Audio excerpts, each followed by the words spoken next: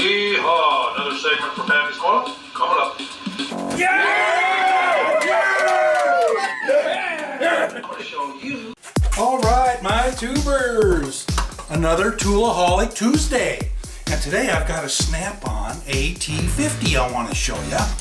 So stick around to the end. I've also got a Tuesday tidbit for you.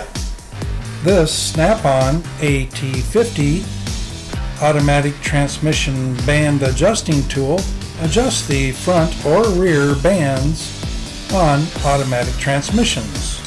It has a 3/8 drive inside of this 12.5-inch deep well 3/4 inch socket and retracts about 3.5 inches.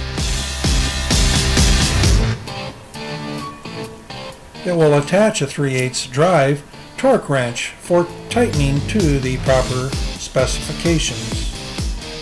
It has a turn counter, all set to 0, and when you turn to the right, the counter will count up. It has this A/B switch here that if I toggle it up to the A selection and turn it to the right, it will count backwards. This automatic transmission band adjusting tool